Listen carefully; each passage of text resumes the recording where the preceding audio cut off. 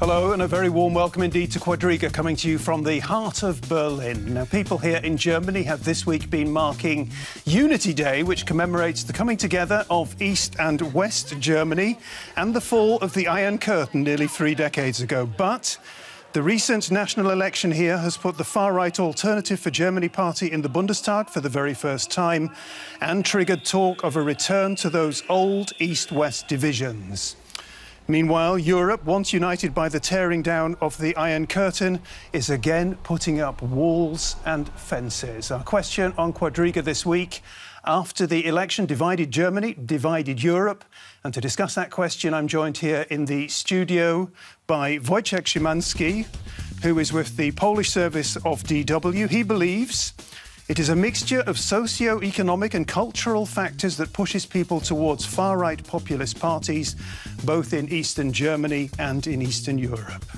Also with us is Judy Dempsey, Senior Fellow with the Carnegie Europe think tank, also a blogger and author. Judy says there are all kinds of divisions through Europe, and they're becoming deeper and more complex. But compared to Spain, Britain and Poland, Germany still seems to be a haven of stability. And a warm welcome too to Anja Reich, Chief Correspondent of the Berliner Zeitung newspaper.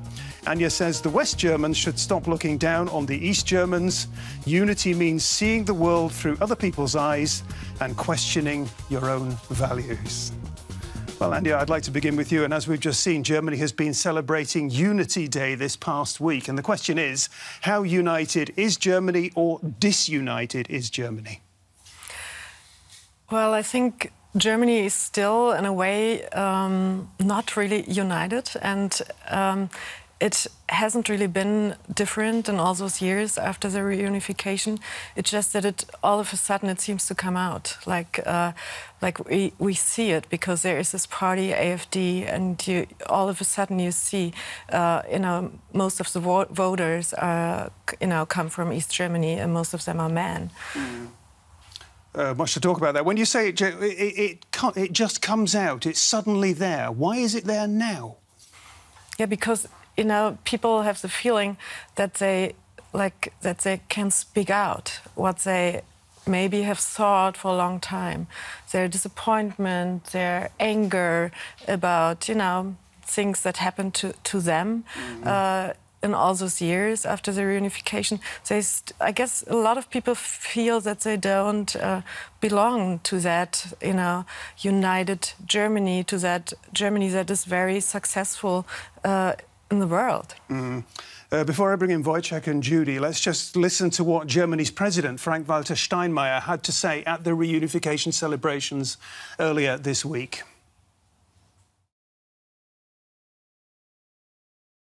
The Great Wall across our country is gone.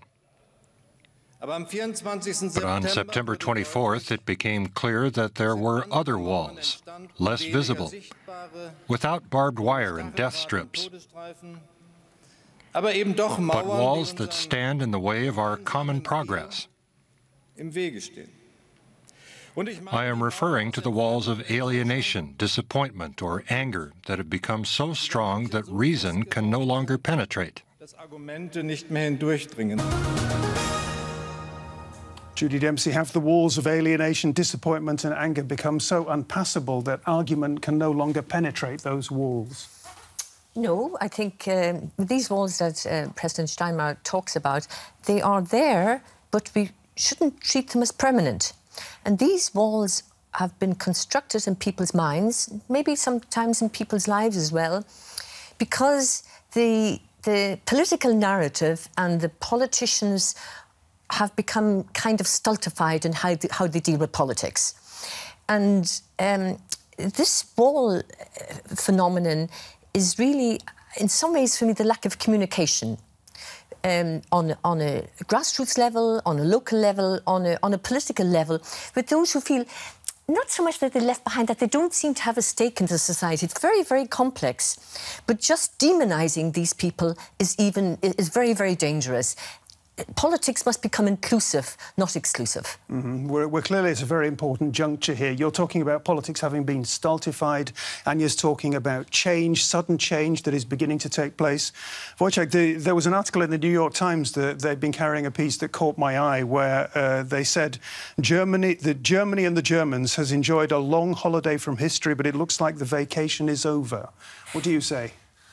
Anja is smiling. Well, of course, these 40 years of division of Germany, they will not be forgotten in 25 years after the fall of the wall. That's history we are talking about, I believe, here. And isn't it maybe too easy to make this great bow to the history that we had in the 30s or 40s? Of course, there's development in the Eastern German, and the fact that the AfD had such a great result. It's a thing we have to talk about and ask why did this happen. But if there is a should somebody say this is the comeback of the Nazi Germany, that's too much. You said a holiday from history. This commentation in the New York Times. They never had a holiday from history. History has been haunting the Germans since the end of the Second World War. And it's been there for right through to the present day. What has changed is the taboos. That taboos now are broken down. And so it's not that history is being revisited, it's that people, the AfD particularly, are now actually questioning some of the symbols of that history. And that's the dangerous aspect of it in some ways. There's also a feeling that it depends on who you talk to in the AfD, they want to be released from this history. But to be released from your past and your country's history is really not a solution on how to deal with the problems now that some Germans do feel. Anja, just tell us a little bit more about... I mean, the AfD got 11% of the vote in Western Germany and almost twice that in Eastern Germany. Why the difference? Why do more people in Eastern Germany vote for the AfD? I think, that party could have had another name. I guess, there is not really a party where the East Germans feel like they belong to or that they would, stand up for their interests. The left-wing party, Die Linke, this is the former SED, Socialist Party, and they, try to take over voters, and but it's still, there is a little suspicion, in the people to think, okay, this is my party. And then there's a huge, not huge anymore, but, Socialist Party and the Christian Democratic Party, they're both really, they used to be really big parties, and they're also a little suspicious because that, I guess, a lot of people are reminded of the big Socialist Party in GDR, and also, they're very, very, there are many reasons, I guess, why they feel, left out by those parties, by Angela Merkel, by Schulz, why they feel those are not the people who fight for us, who understand who we are and what happened to us. And so now there is this new party. And this new party just, they're all those different people, and they just, speak out what they think. And I guess this is what really a lot of people have missed in the last, I don't know, almost 30 years, to speak out, There weren't so many opportunities, and now all of a sudden, there is, and they just use that chance. Interesting comments. Wojciech, what are the perceptions from the Polish side of the border when they look across to Germany and the latest developments in their big neighbour? Are Poles more inclined to be shocked and surprised by the surge of the AfD party, or are they perhaps sympathetic about that rise? A lot of Poles are scared of this party. When Mr. Goland, the leader of the AfD, says that Germans have right to be proud of German soldiers in the Second World War, that's unacceptable for people in Poland. Also, this Russian sympathy that is there in the AfD makes Poles unhappy. But for the National Conservatives who rule Poland right now, AfD has a very similar thoughts, very similar program. it's extremely similar. The need to protect your country, the need to protect your nation, the need to protect the Christian values in Europe, the need to close the borders to protect your country from migrants. So it's a kind of it's hard to say for Poles what's their attitude towards AfD. For those liberal left Poles, of course, it's unacceptable. The people on the right or national conservatives, they have other attitude. Of course, as I said, they can't accept what the AfD says, for example, about the Second World War, but other things are acceptable. And Judy, what do you say about the threat that some people believe that the AfD poses to German democracy? The incoming Speaker of the German Parliament, Wolfgang Schäuble, the former finance minister, he said this week, anybody attempting to wreck the country's democratic system will fail. Symptomatic that he's even talking about it. Yeah, and it's actually very good news that Wolfgang Schäuble is going to be president of the Bundestag, the Parliament, because this politician, outgoing finance minister, has never minced his words. And he's going to take a very hard line on the rhetoric and the language coming from the AfD. As for the democracy, I think the democratic structures and the outlook and the institutions are actually strong enough and durable enough to deal with the AfD. This is the first thing. Secondly, yes, there's been an extraordinary fragmentation of German politics over the last 15 years, perhaps. But interestingly, when small parties or radical parties or far left, far right do get even into the local, regional parliaments, they make a mess of it. They fall apart or they can't have a policy. And that's very interesting, that the AfD really doesn't support anything. It's very much against something. But now that it's in the Bundestag, let's see what they want. OK, well, one word used a lot to describe the mood among people in eastern Germany is resentment, and that resentment is often targeted, as Anja has already mentioned, at just one person. Let's find out who. I think we should have given her a good clobbering. She's done nothing for Germans. All she cares about is foreigners. I don't think she did enough. I think she should have done more, and not just for the refugees. We don't have anything against them. But she should have done more for our school children and older people. We expected more from someone who grew up in East Germany. She was educated at state expense. But what has she done for those of us who live in the East? Wojciech, do you understand why so many people in eastern Germany have so much resentment about a woman who is, after all, one of their own from eastern Germany? I guess they are somehow disappointed with policy of Angela Merkel, and indeed she's supposed to be one of them, but do they still see her as one of them? Is Angela Merkel maybe become a very Western politician, as we see in the East? What parties have had good results in former Eastern Germany? It's AfD and the leftist Die Linke, the left party. Angela Merkel is the leader of the Western CDU.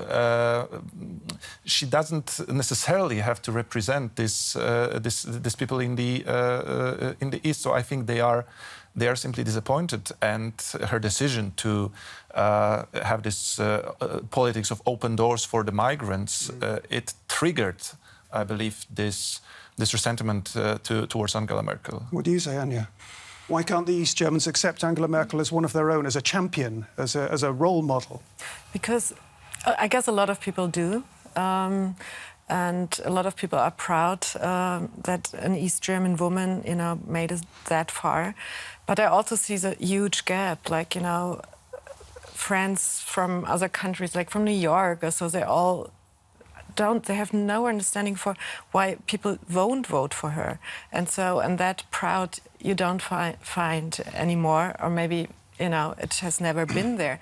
And I think one of the reasons is that she's an East German and you can't see that anymore, And I guess in order to you know, to work that system, you know, the party system. She had to become what she is, you know, like more maybe a West German or German politician.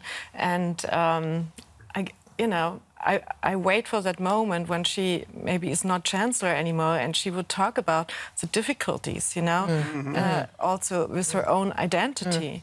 And right now, maybe she can't do that. It's interesting you say that, Anja, about that maybe she didn't represent them or whatever. But, I mean, what does it mean now to be that she didn't represent them as an East German? I just wonder, what does an East German mean today, actually? For the younger people, freedom to travel, freedom to work, go anywhere they like. I mean, they voted for other parties, there's no doubt about that. The older generation... Is it just a disappointment with Angela Merkel? Isn't it a disappointment with what you touched on earlier, the big bloc parties? I mean, the Social Democrats did pretty awful in Eastern Germany. And the one party that really did well in the south, Saxony as ever, was they hung in there, the Christian Democrats. So that's quite strong down there for very different historical reasons, perhaps. But there's something that perhaps the Social Democrats and the Christian Democrats couldn't sort of penetrate the East German society on the one hand, and it says something, this resentment in East Germany, how difficult it has been to build a kind of political trust, strong traditional political parties, which Anja touched on, that the two big bloc parties were deemed as suspicious. But it must be something more. But saying Angela Merkel isn't like an East German, I just wonder what an East German really looks like. Perhaps that something more has something to do with East German men. You have written about the difference between East German men and East German women in terms of their voting patterns. Many more East German men voting for the alternative for Germany than women. To what extent... one of your colleagues at the Berliner Zeitung wrote an article saying, what is the problem? What's up with East German men? What is up with East German men? I know you've written about this too. Yeah, I guess, I don't know, it's really hard to say, because sometimes I get angry when I see East German men just walking on the sidewalk towards me, and I see how grumpy they are, and I want to shake them. So it's really, you know, hard to say. I spent a lot of time, actually, recently with an East German man, Herr Müller from Karl Marx Allee, because I wrote about him. And so I kind of, you know, got... What did you discover? What can you tell us about Herr Müller? He was, like, so angry. There was always a TV on, whatever was on, you know. He would just, like, jump up, you know, and say, oh, look at that, you know. This is, like, as it always is. And he would just... And if you would talk to him and discuss things, you know, then the anger breaks down. And I guess, you know, just to have someone in your living room you can talk to, you can express your worries, your anger, whatever, you know, and also tell the biography. I mean, people laugh, you know, when I write about them, they laugh telling their story, because they never could do that in the last, I don't know, 27 years. And there's one that listens, so sometimes I'm more like a therapist than a journalist, you know. But I don't know, there's a lot of anger, broken biographies, you know. The man, I mean, there wasn't really like emancipation, like the woman wasn't, the man was like a macho man. Also in East Germany, he was the one, you know, who was the head of the family. Also the woman also worked a lot, but still you find a lot of this role understanding in those men, and so they lost that. They lost a lot of things. Before you come in, Judy, let's just. I want to introduce another word to the discussion that I don't think we've heard the word yet quite. Identity. Identity is very important as we broaden the discussion to the European level. Let's just listen to what the Prime Ministers of Hungary and Poland have to say about their understanding of identity at this point in time.